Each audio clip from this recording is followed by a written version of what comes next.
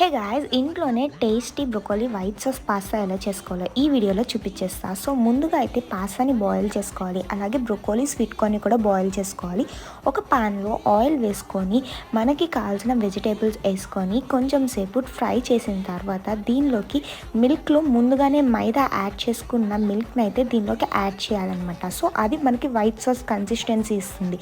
So దీనిలోకి main ingredient అయితే fresh cream. So ఇలా ఫ్రెష్ క్రీమ్ యాడ్ చేసేసుకున్నాము అంటే చాలా మంచి టేస్ట్ ఉంటుంది. సో ఫ్రెష్ క్రీమ్ అయితే మనకి అమూల్ కంపెనీస్లో అవైలబుల్లో ఉంటుంది.